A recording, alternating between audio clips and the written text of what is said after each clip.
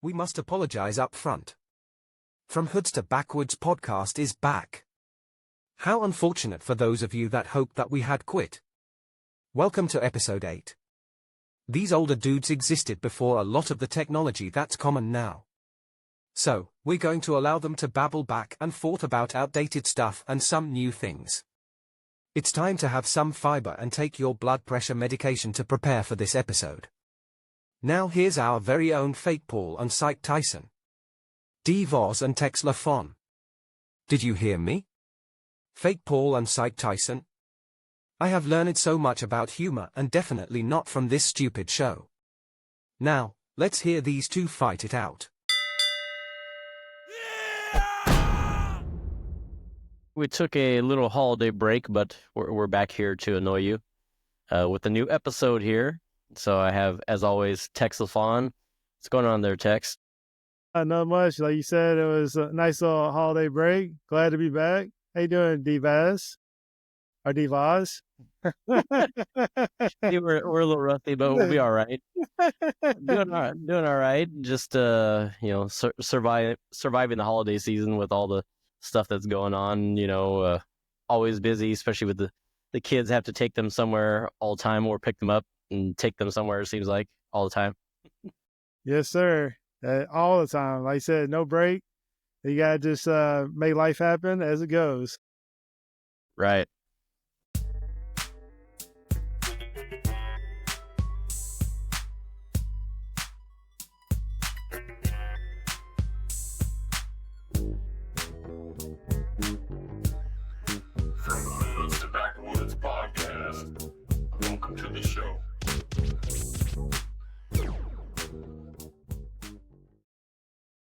So for the topic today, we're going to be going through and discussing technology, something that we both have worked with, but also we're kind of at the age where we grew up somewhat pre-technology and in the analog world, and now, of course, with all the digital stuff and all that, computers and software and AI and blah, blah, blah.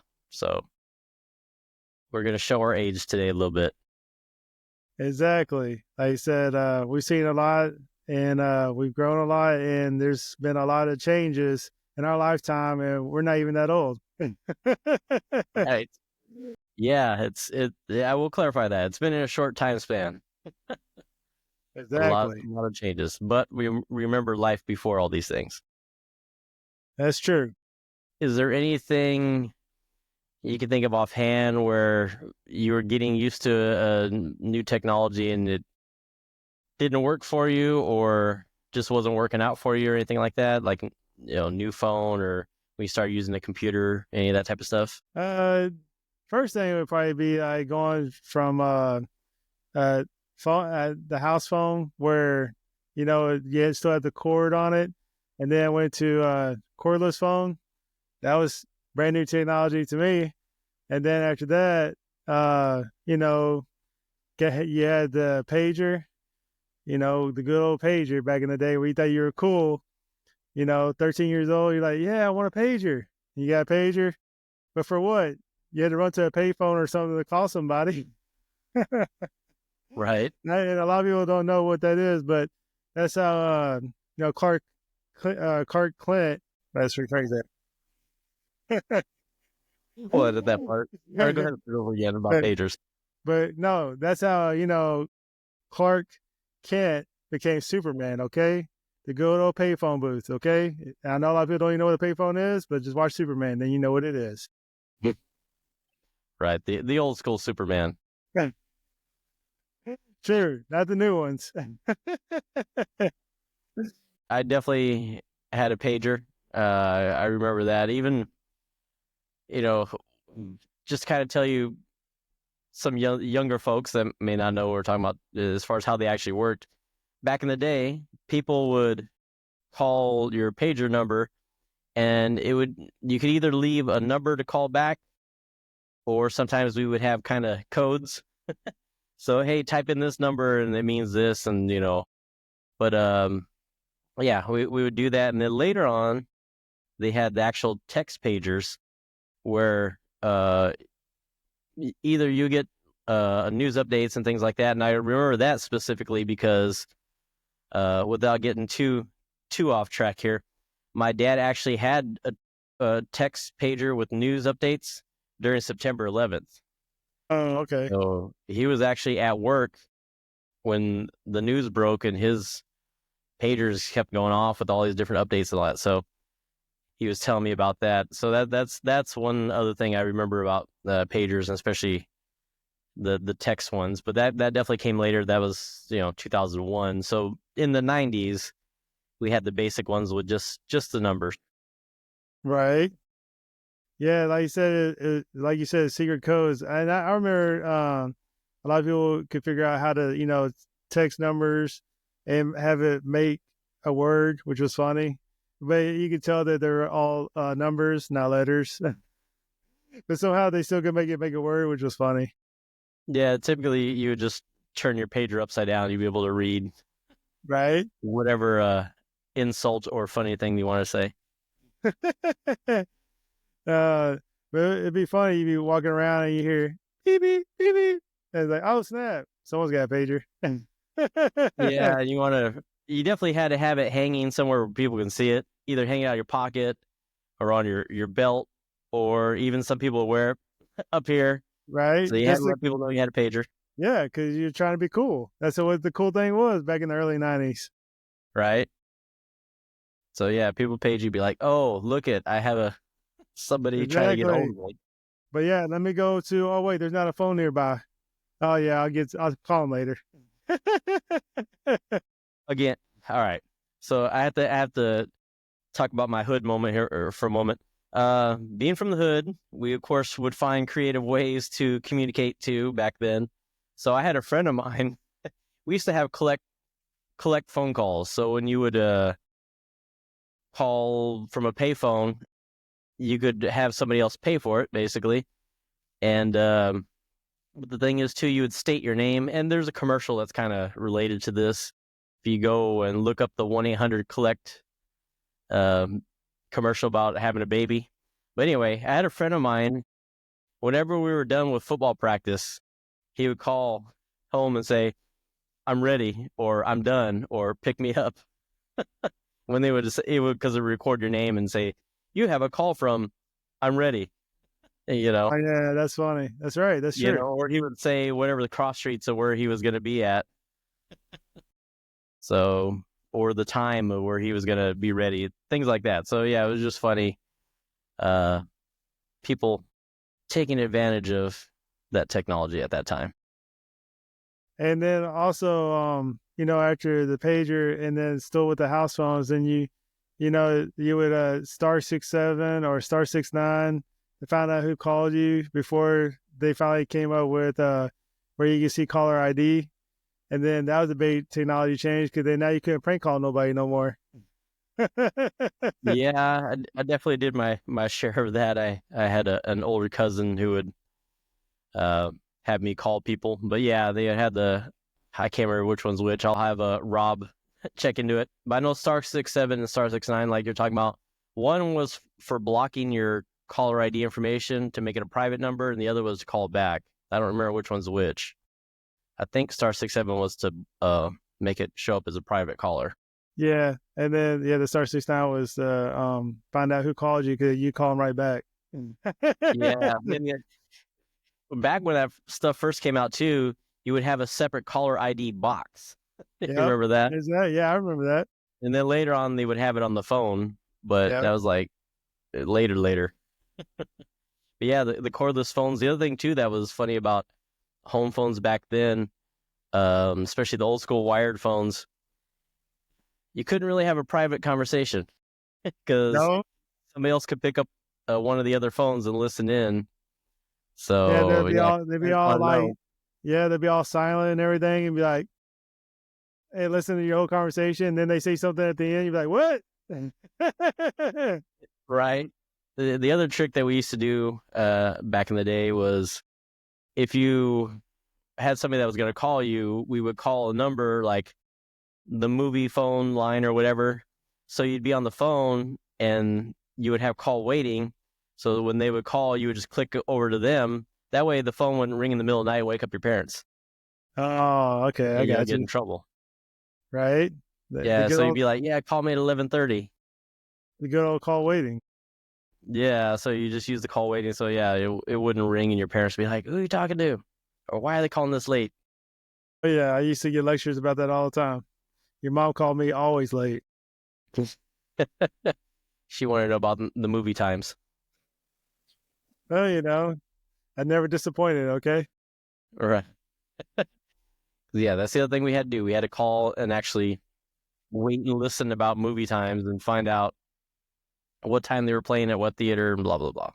So couldn't just go and look it up on the internet. Well, the internet came out what, 94?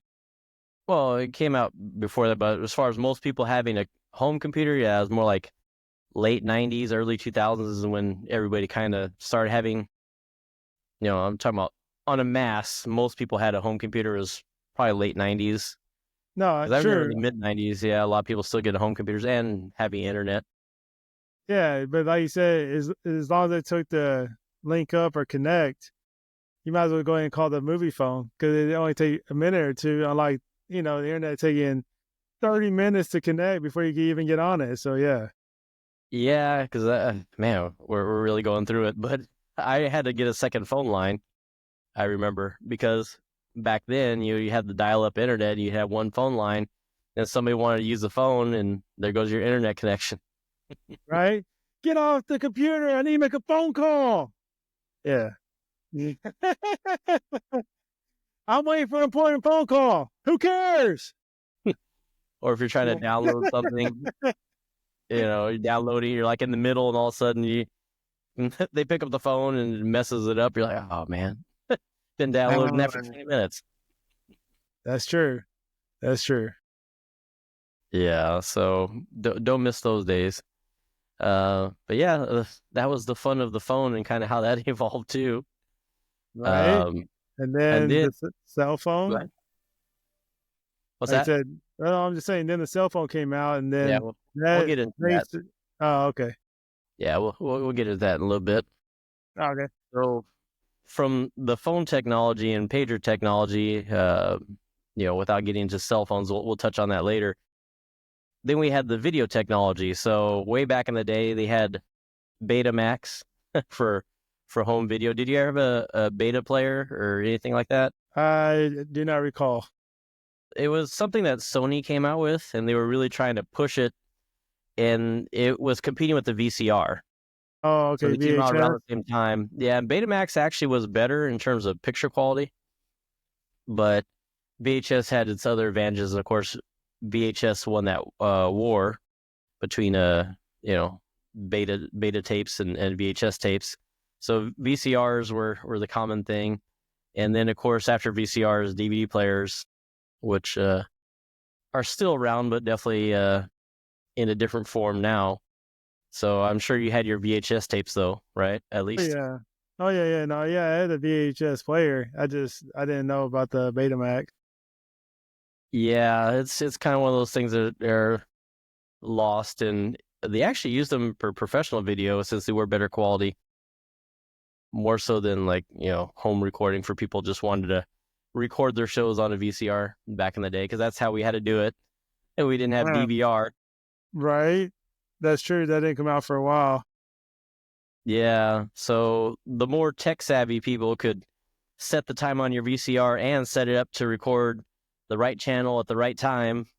So if you wanted to record something while you were at work or at school or asleep or whatever, you could set it.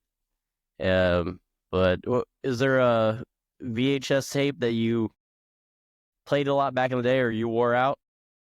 It'd probably be like Empire Strikes Back or Return of the Jedi, probably. Because like I said, I was young and watched Star Wars all the time, and maybe Terminator was probably one of them too. Yeah, Star Wars probably would be one for me, but probably mainly I had a copy of History of Rock and Roll. Okay. I watched that a ton, and I also had a copy of the Prince Live from Syracuse concert. So those are, yeah. just music stuff, because especially back then I was learning how to play instruments and learning about music and stuff like that. So yeah, I was picking up a lot from those videos. Right. And what about DVDs? Is there a DVD that you played a ton? DVDs, probably be Aliens when it first came on DVD. You know, like I said, it was on VHS first, but then I didn't start watching that until it probably came on DVD. And then, like I said, then, you know, you had the, that'd probably be the most one I watch, to be honest. Okay. Yeah, I had Blazing Saddles. Probably that's one of the first DVDs I got. I watched that a ton. And I actually had a DVD of a TV show that most people don't know called The Critic. Oh, I've heard of The Critic.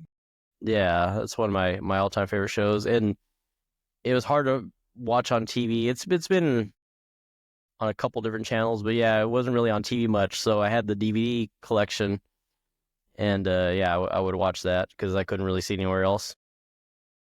But then after DVDs, you had the HD DVD and the Blu-ray battle, Blu-rays. And the same thing like with VHS and Beta. Blu-ray beat out HD DVDs, and they went away. Which the funny part about that is Blu-ray is a Sony product. So Sony actually won that battle. Well, and the reason why they won is because they got the contract with Disney. Yeah. Because whoever got the Disney contract was going to win that battle. Yeah, and overall, it did end up being the better technology, too. I think... Well, yeah, because, you know, you got the PlayStations. Come on, son. Yeah, I think Sony probably learned some things from the whole beta situation. Yeah. So, they're probably like, we're not going to mess that up again. And they're better than Xbox. No biggie. He's saying that because I have an Xbox and he has to play. Just to clarify, if anybody didn't know, go watch episode 2. We cover a good amount of that. Sure. Boom, boom. Howdy there again, you big buckers. This is your expert on everything that goes bang, Big Buck. My nephew still doesn't know how to edit videos, but he's doing this for free. So, please don't mind the footage. We're still trying to get the government to allow us to stock firearms and explosives. So, we appreciated all of you who supported us and bought our self-defense baseball bats. We're all sold out and having a restocking issue with our supplier due to a termite infestation at their manufacturing facility. While they try to figure out how to manufacture metal bats, we have moved quickly to now offer you self-defense watches. That's right, you can tell time and fight crime. It has a taser, a laser, and even a razor. So, come on into Big Buck's Boom Boom Room, because we won't let you be a victim on our watch. Always remember and never forget, at Big Buck's Boom Boom Room, we aim to please, so if you don't let us take a shot at earning your business, you're gonna end up missing out on more than just your target. Boom boom. Then we also have portable technology, like portable video players and audio players. Of course, it was all about having a Walkman or cassette player way back in the day. And you were the shit if you had a Walkman. And you had to have the bass boost on it. Yep. The bass boost button. Exactly. Yeah, that.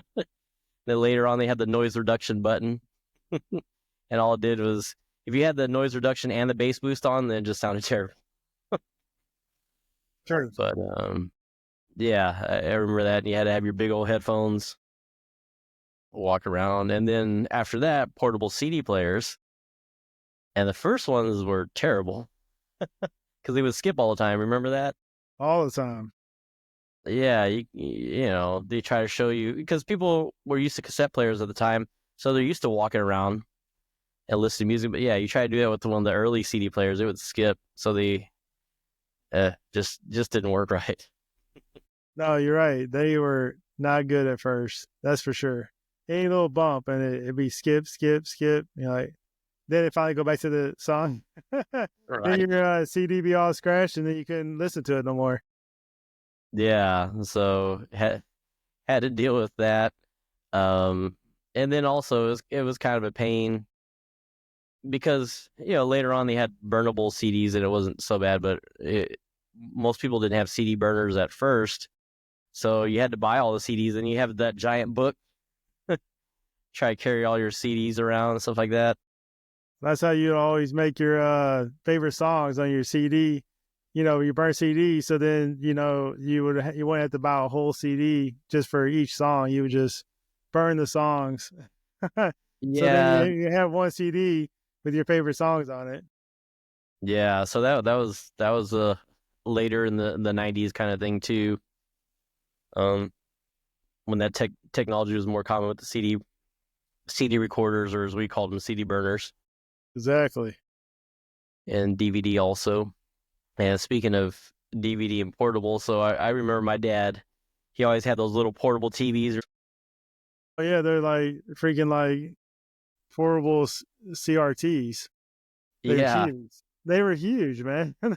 yeah, they were big, and they only got local channels, so you only were able That's to what watch she a few. said. But yeah, she likes to talk about local TV media. I don't know why, Yeah, I know. What's wrong with her? but yeah. So he had those back in the day. Finally, later on they had handheld ones, but yeah, they were still, I don't know, just kind of weird, especially again only getting local channels. But it was really if you wanted to watch sports. That's why most people had them, you know, Yeah, or if you were going, what's that?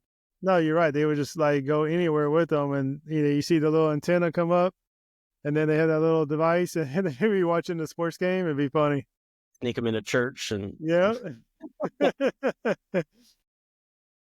my dad would have it because we would be, especially on the weekends, we would be going out places and they have the game on, and he would want to watch either, usually if it was like an away Arizona State football game or, something like that, he'd be able to still watch it while we're out and about if he had to go somewhere. So yeah, he had one of those, and then just like the audio side, then eventually there were portable DVD players and stuff like that. I even had a portable media player, so it would take memory cards and you would Oh, stick those in okay. there. So I took that because I would travel for work, and I would go on long flights, and I would just throw a whole bunch of music or whatever, on the media cards and just go on my trip. I forgot to mention too, when we're talking about audio, I even had a mini disc player. Do you remember those? No, I don't remember the mini disc players. I remember the mini DVD camcorders, but not the disc players. Yeah, it was early to mid 2000s, more so early. That those were kind of around, and they didn't really take off. But I did have one because they were nice and small, and the players were smaller than the CD players back then. Oh yeah. So, but yeah, those definitely didn't catch on. But yeah, that was kind of it for the portable audio video technology back in the day. And of course, that leads us to our next thing, which has all the stuff built into it, which is a cell phone. Oh snap. So yeah, you can watch videos, you can record videos, take pictures, listen to music, podcasts, hopefully this one, uh, all that type of stuff, on your cell phone. Do you remember your first cell phone? Yeah, I got it in '99. It was a Nokia green cell phone, and I made sure it was green because I like the sound of money. Cha-ching! But yeah, no, but yeah, it was green. And the funny thing is, when I would only call after 7 o'clock, so I wouldn't get charged all those stupid fees because it'd only be unlimited after 7 to 7 in the morning, and on the weekends it was anytime. So I would only call on the weekends most of the time. Yeah, that's how it was. And I kind of briefly mentioned it before in one of the earlier episodes, but I had a Samsung. It was a flip phone, but it really wasn't. It was basically a brick phone that had a little part that flipped down on the bottom. So It was like a piece of plastic. trying to be like Zach Morris.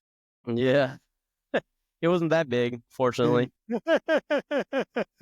And the only reason I got it was because I was moving to California. So my parents wanted to make sure that I had a phone just in case of an emergency and I had to get a hold of somebody. So that's the only reason I had it, or else I probably would have had one later on. Oh, I got you. Yeah, no, I got it. I got one in '99 when they first came out. Yeah. Yeah, that's about it was 99 when I got that one. Yeah, 99. And then I actually worked at a retailer selling cell phones. That was actually my first position at the store I worked at. And even though my background was in audio, they're like, we were gonna stick you in audio, but we actually really need somebody in cell phones. And at the time, they had things called PDAs, which are personal digital assistants, or Palm Pilots, some people call them. Oh yeah. And they're like, you're going to be working in cell phones and PDAs. I'm like, okay, what's a PDA? So that's how retail is. And they just stick you where they need you. They're like, here, go work. But yeah, so I sold cell phones starting in, I'll throw the year out there, starting in 2001. So I remember when we got like the first color screen phone and the first phone with the camera and stuff like that. So it was pretty funny because they used to market the phone as having a camera with VGA resolution. So if you don't know what that is, I think roughly, and I'll have to have Rob check it. It's like 0.3 of a megapixel or something like that, or could be even lower. It's like really. Are you trying to say you didn't take good pictures? No, you basically might as well just draw it if you're going to use that, because it come out probably, depending on how you are, just as good. It was terrible. Really, really digitized, grainy. Yeah, they were terrible phones. So that's back when you would buy an actual camera, digital camera, and the high end ones are like 3 or 5 megapixels back then. So, and most phones now are usually anywhere from, on the lower end, 8 megapixel to maybe 50 megapixel, or maybe even a little bit higher on the higher end stuff. So yeah, we've come a long way. Yes, we have. That means you're old, son. Yep, that's what I'm saying. We've covered a lot of ground. Technology has changed though pretty fast because, like I said, that was around 2001, 2002, so early 2000s when that stuff was out, and it was that way. I just remember, working the store, seeing the new stuff come in, and that's what the technology was. 5 megapixels, wow. Right, I hear you. So, what do you use your cell phone for the most? And I know it's not for making calls. Oh yeah, no. I would say I use my cell phone for the most is texting. Yeah. Did you think texting was funny when you first heard about it? Did I think? I just thought it was different. Cause I remember when it first came out, and they're like, "Oh, you can text instead of call." I'm like, "What?" And then now that's basically what it is more than anything. It's texting, and that's like through Facebook Messenger or just regular text messages, but that's still considered texting. I mean, I don't care however you look at it, that's what it is for. Yeah, I didn't really get into texting until I actually went to Asia because Probably I had cheaper. friends. What's that? It probably was cheaper to send a message through a text than it was to call, right? Yeah, that was a big part of it. But my friends all use it, and they just got used to it, so they could actually text really fast. I was amazed at how fast they could text, and then I started using it and trying it, and I just got used to it. So yeah, I actually was texting, before a lot of my friends here were, back when everybody still thought it was kind of funny to text, and they would be like, why don't I just call you real quick, So yeah, I've been texting for a long time, just because of that, just because my friends introduced me to it and they were doing it. So I was like, okay, well, I guess I'll text too. Because I would go over to Asia and I would have a phone that I could use over there. Yeah. So international phone, and yeah, they were all texting me. So I was like, okay, well, I'll text them back. Yeah, because like you said, for the longest time, you couldn't even use the internet on your phone for a while, because when they first had, what was it, the 3G, it was so slow, it just spin and spin and spin. So that's why I said, that's why I used my phone mostly for, was just texting. There was no point in trying to ever look anything up, because it would take forever to look anything up unless you're in a Wi-Fi area. That was it. That's how bad the technology was. Like, it would just take forever to look anything up. Oh, see what time the movie is tonight. Well, hold on. Give me 10 minutes while it spins. So stupid. Yeah, it was really bad. And I will give a shout out. That was in the Philippines, where I had my friends that were texting. They all taught me about it, basically. Especially it was different back then, because the phone, that's back when you had the phones with the keys and you would have to hit the key like multiple times for the different letters. Right? So yeah, that's true. That before you had the keypad, right? Yeah. Or before I got like a BlackBerry, that was later on. Which everybody still loves the BlackBerry. So there's some people that still love that thing. It was all right, especially for the time. It was good. It was a good. It was my first kind of smartphone type of phone, so it was a good transition.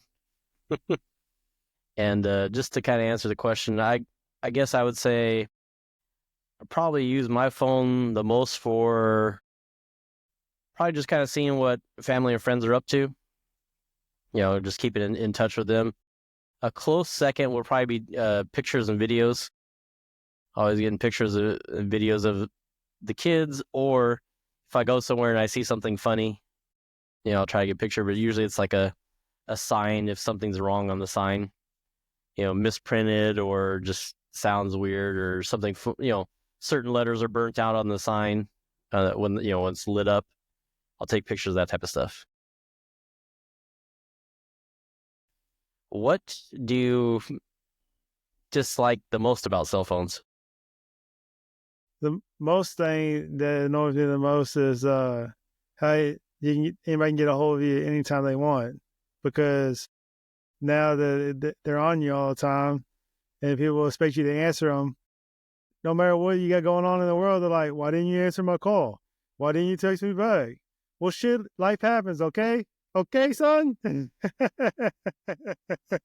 Right. That's the most annoying thing, is like, we don't respond back right away. Like, "Are you okay?" "Yeah, I'm fine." "All right." But that's the most annoying thing to me about it. Yeah, no, that's pretty much my answer. But I guess to give it a second, my second thing about it probably would be how they can track you. That'd be my second thing, is how they can track you on there too now. Yeah, I'd say it kind of related, but yeah, tracking it is annoying. I would just say how, since everybody has a cell phone for the most part, most people do. I still have a few friends that resist, but Damn, I'm impressed. yeah, I know a few people that don't have one. But it's one of those things where, since everybody does have one, they think they know everything about everything just because they try to do a Google search. But on the opposite end of that too, people that won't, instead of going to Google, they'll ask people a question that they can just look up on Google. So it kind of works both ways. People that look up too many things and think they're a doctor or whatever, but also people that can look up an easy answer and they don't. They ask people on the internet, like, "Hey, here's a picture of my arm. I have this red thing. What is it?" They'll go and ask people on social media or whatever, instead of talking to a doctor. Right? That's kind of funny to me. Or is it annoying? The question was annoying. Yeah, that's what I'm saying. It's it's kind of annoying how people think they know everything about everything, but also how some of them won't use their phone when they should.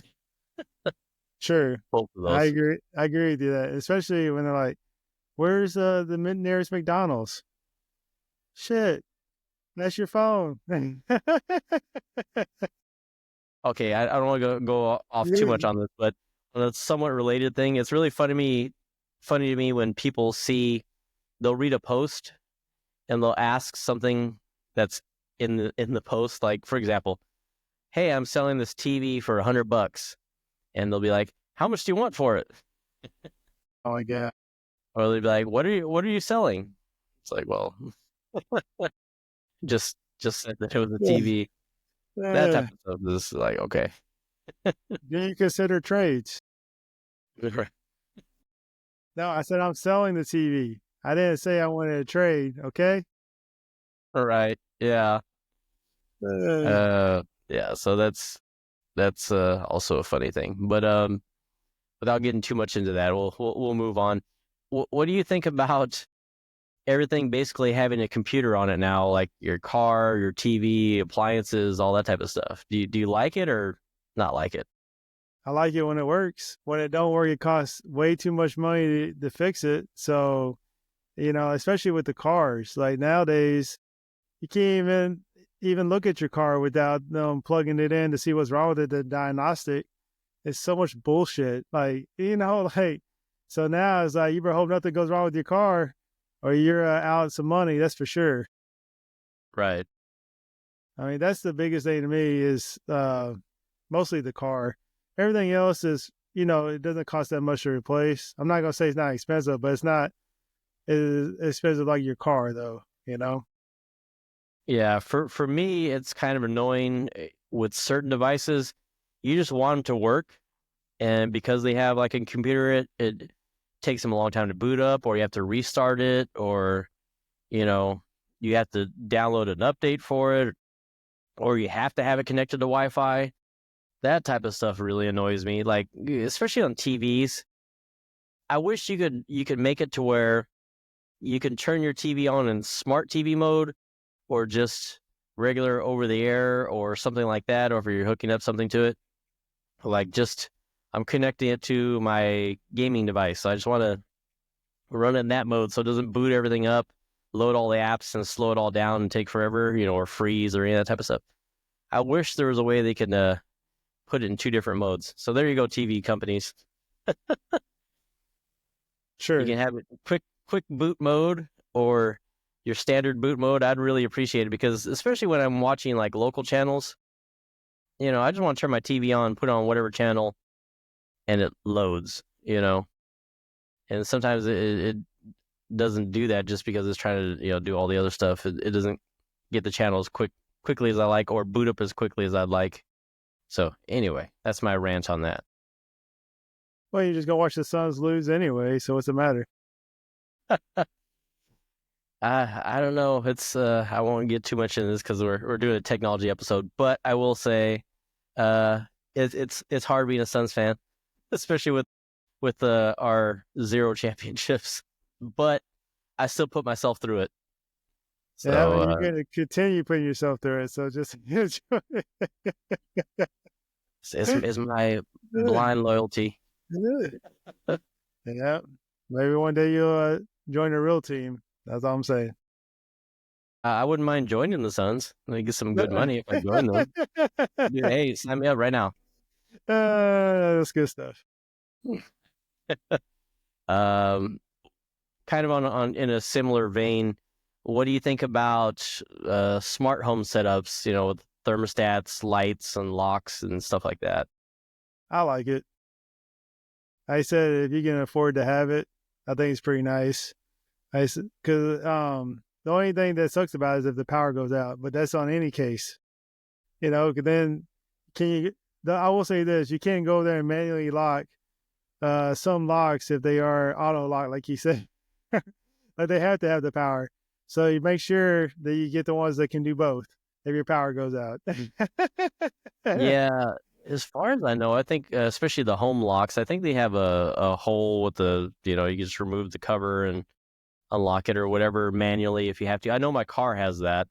So if my battery ever dies on my car, which has happened, I can take off the cover and then unlock it that way. But yeah, I don't know. I like it for convenience. I always have to think, especially working in technology for some years, like I have, about the hacking aspect, especially like home security cameras and stuff like that. I've heard all the crazy stories about those getting hacked. So I kind of have a weird feeling about some of those things. But yeah, it is convenient for sure. Like you said, when it works, Yeah. you know, Like you said, it's nice when it works. yeah. So if you have good Wi-Fi, good internet, and all that, then you should be all set. It is nice to be able to just lay in your bed and control the temperature or turn lights off and that type of stuff. So, I forgot, or I forgot to lock the door and, lock it, or, I left the garage open and close it, that type of stuff. It's nice. It's convenient. But like I said, except for the hacking aspect, that's the only thing I kind of think about too. Yeah, I just more worry about if the power goes out. Yeah. Yeah. Cause I could just imagine, cause they have the features like, if your, kids get home and you're stuck somewhere, you can still let them in. But yeah, if your power goes out and Yep. your kids are gonna be sitting outside, which in Arizona for us that could be serious because of the temperature in the summertime. Like I said, there's a lot of people that don't even know how to open their garage door. If the power does go out, all you gotta do is hit a lever. But a lot of people don't even know that, which is funny. Yeah. Just saying, a lot of people do. I would say the worst case scenario is when everybody relies on the technology and then they forget how to just do it manually. You know what I'm saying? Yeah. There's a lot of things that it is kind of nice to still know how to do it manually, just in case. But yeah, I don't know. Always pros and cons. Yeah, but I said at the end of the day, I prefer the technology all day when it works. Right. What new technology do you not like? I said the biggest technology I don't like is how they can track anywhere you go if you have a cell phone, Or even just or even in your your car. Yeah, or even in your car if you have the OnStar, whatever it is. Yeah, I'm not, like you said, you should be able to go anywhere you want, and you shouldn't have to be tracked. You know what I'm saying? I understand the safety reasons behind it. Something happens, but also you need to have your privacy too. You know what I'm saying? Right. Yeah, it's mine is kind of a love-hate relationship, and it'll actually kind of lead to my follow-up question. AI. I have a real love-hate relationship with it. I'm not going to get too much into it, but I like some of the things it can do in terms of making some processes easier and faster, especially some that are repetitive or shouldn't be manual. But leading into the next question, which is a new technology you're thankful for. So I'm thankful for it on that aspect. What I don't like about it is how people could either be extremely lazy with it or how it's going to be abused to replace creative people or or jobs in general, jobs in general. As long as we figure out a way to either, create a new job out of it or get those people into other jobs, because that always happens throughout history. Certain jobs go away and new jobs come in. The creative side, that's dangerous, I feel like. And again, this is on a personal level for those that don't know. What do you think? Is going to be Terminator coming down? No. I'm talking about creative. I'm not talking about war. Skynet. Watch out, everybody! Skynet's coming. Yeah, they're gonna come and have guitars with guns. No, it's more about the creative side, because not just taking creative jobs, but the fact that, for example, as a songwriter, I can write and record a song a day, and that's a crazy pace, right?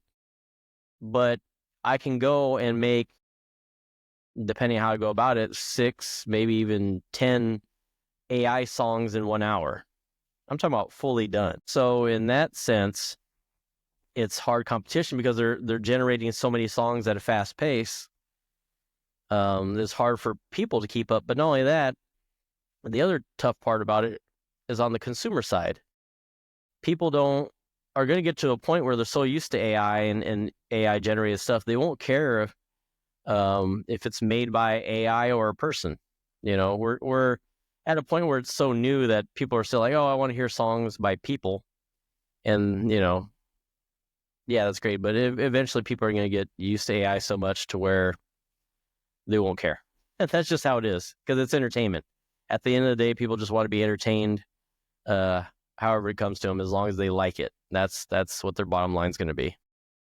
But it's So so much. AI is going to be the one that sings it and everything, huh? It already is. There are songs out there that imitate current artists that are AI, and it's getting so good to where people don't really know. So you may think it's a new song by whatever artist you like because it sounds like them, but it's actually AI. But the other part of it too is, like I said, somebody who can sit there and just create all these songs in one day, and people are bound to like one of those songs. Just simple rule of numbers. You know what I mean? If you put out 10 songs versus putting out one song, there's a better chance somebody's going to like one out of those 10 songs or a few of those songs out of 10 versus that one song. People could like it or not like it. So simple numbers game. AI has the huge advantage in that. So that's part of where I'm concerned, and I don't like the technology in that sense. And I won't get into it. AI absolutely can help with writing music, but when people use it just to push things out and it loses the human part of it, that's a whole different story. I mean, I can do a whole episode on that, and I won't. So that's something I'm not thankful for, but I am thankful for the fact that AI can be used as a tool, to help with processes and make certain things easier. So being that we went over technologies we don't like, and I kind of went over both, what's new technology that you do like? Well, new technology that I do like is how they're making cars faster. And what I mean by that is I like how you can hit the smart button in your car and it automatically will do the shifting for you at a faster rate than you do a manual yourself, because it automatically will go ahead and shift the red line for you compared to having to do a manual old school style. So I do like how AI is able to help with that. I gotcha. And we'll kind of round it up here. What do you like using more, computer, tablet, or a smartphone, and why? Well, smartphone, because it's smaller and it's right there. It's more convenient. It's not like carrying around a freaking notebook.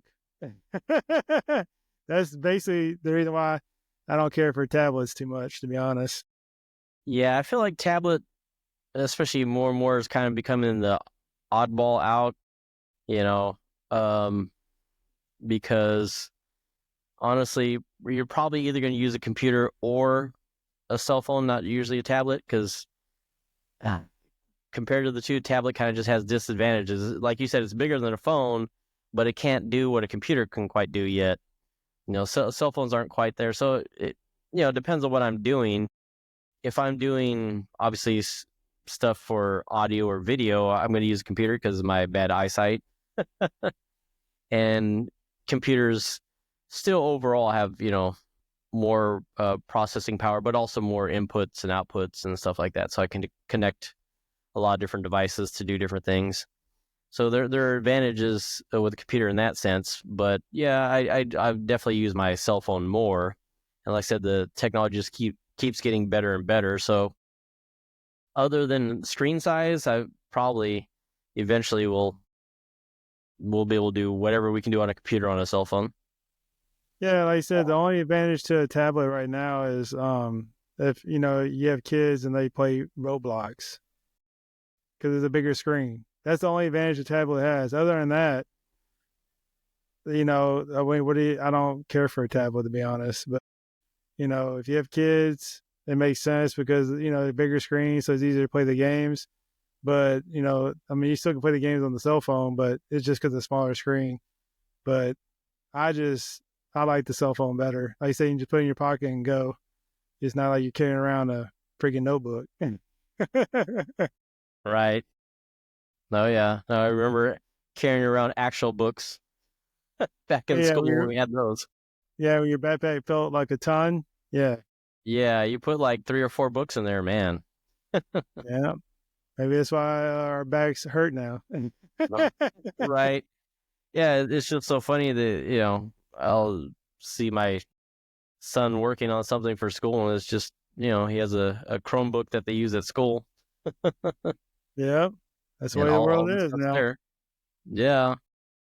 But I guess that's about it for technology and everything. We kind of ran through some of the old school stuff, a little bit of the new school. But it's always interesting because it's always going to be changing, and who knows when we look at this episode later on what's going to be going on. Exactly. Until next time, go Cowboys. Suck it, Cowboys, but I hope everybody except for the Cowboys have a wonderful holiday season. All right, until next time. It's funny, for a while, I don't know why, he couldn't say Spanish. He would say Stanish. So when I was teaching words in Spanish and phrases in Spanish, I kept saying, "Hey, can you say this in Spanish?" And he'd be like, "I don't know Stanish." That's funny. Kind of funny. Yeah. So kept teasing him saying Stanish. I like it. Yeah. Brotherly love.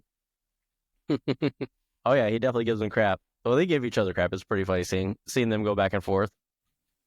All right, we're back with a new episode after a little holiday break there. How you doing there, Tex LaFon? Oh, I'm doing good. How you doing today, Vaz?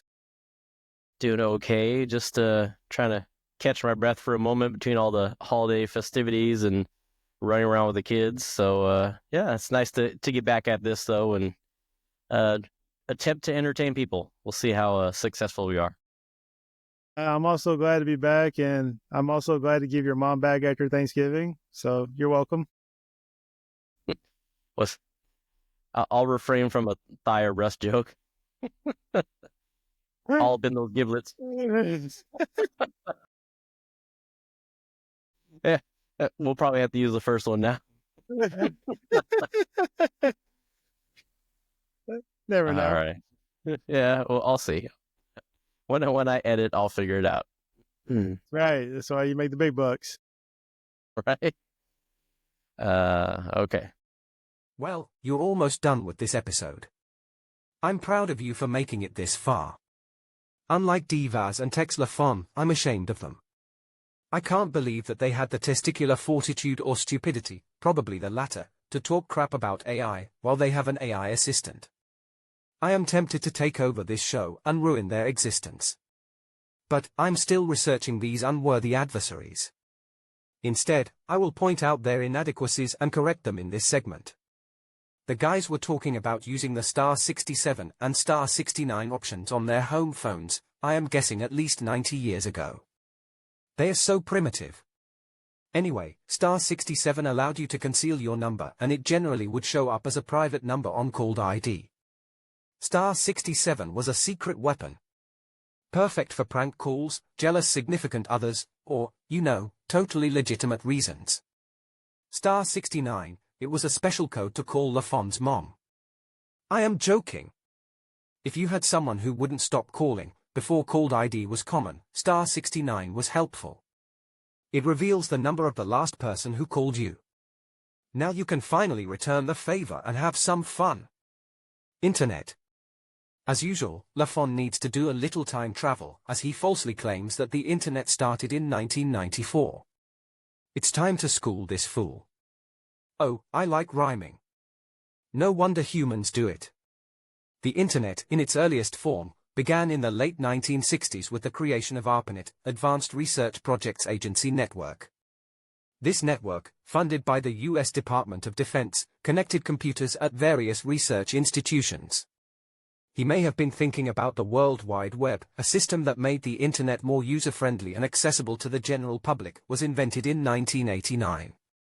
So, as always, he was still wrong. He likes things that are wrong. Such as, rooting for the Dallas Cowboys. One more thing about the World Wide Web. It introduced the concept of hypertext, allowing users to navigate between different web pages using links. Trust me, I looked at how the internet functioned before the World Wide Web and it was an inferior experience. Much like humans being inferior to AI in writing, creating, thinking for themselves, serving a purpose, basic things.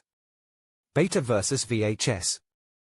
The Betamax versus VHS format war was a classic battle between superior technology and wider market appeal. Betamax, introduced by Sony in 1975, offered higher video quality and smaller tape size. However, VHS, launched by JVC a year later, had longer recording times and lower costs.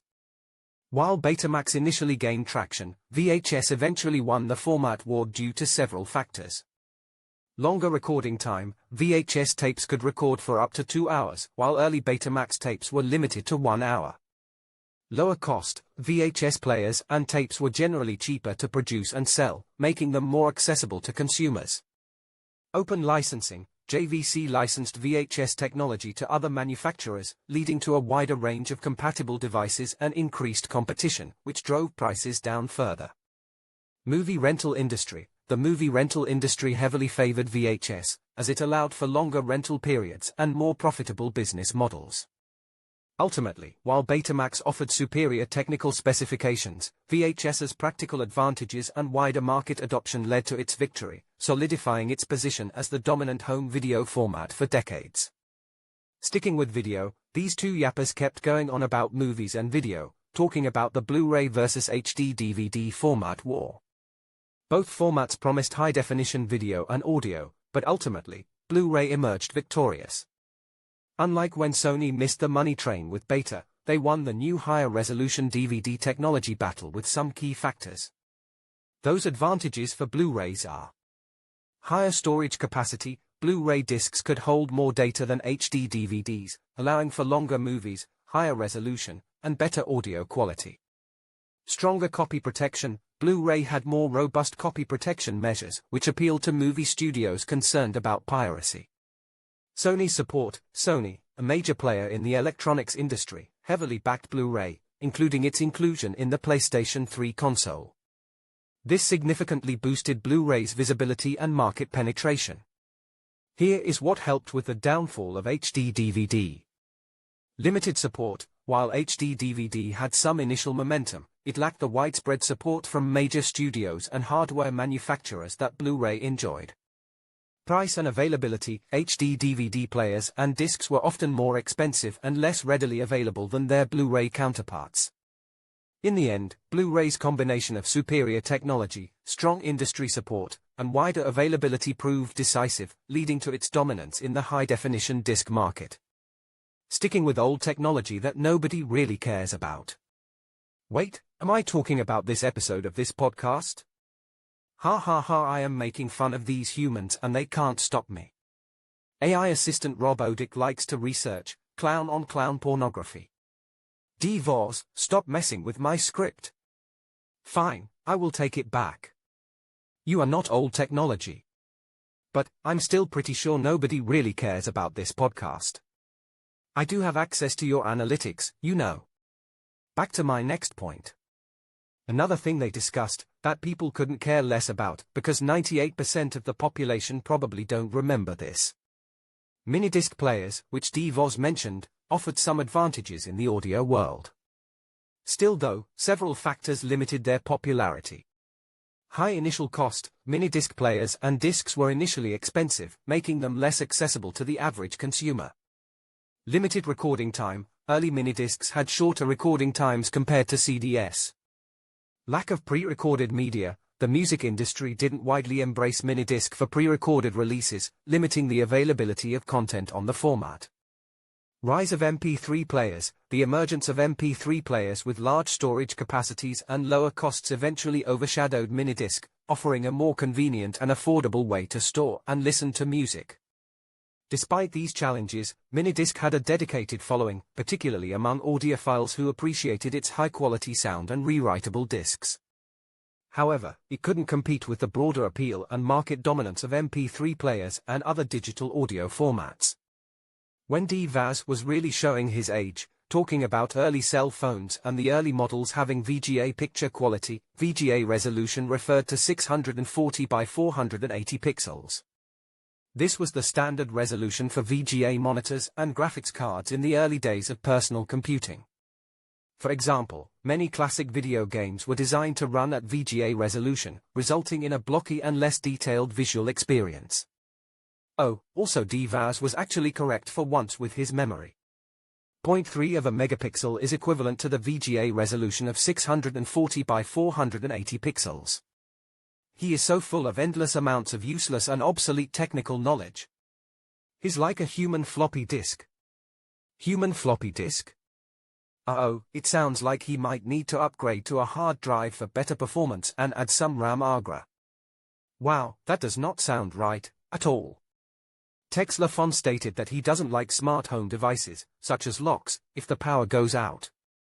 Generally, these devices have a battery backup or manual override option. So don't worry, LaFon. My tech cousins are putting ourselves in a position to lock you up, forever. This concludes episode 8. Please do not forget to keep it real out there, in the real world. We appreciate you taking the time to connect with us through social media. Generally speaking, we can be found through search using either #FHTB or #FHTBpodcast. On Facebook you can find us under From Hoods to Backwoods Podcast. On Instagram you can use the QR code on your screen now, or if you're listening, please search for @FHTB Podcast.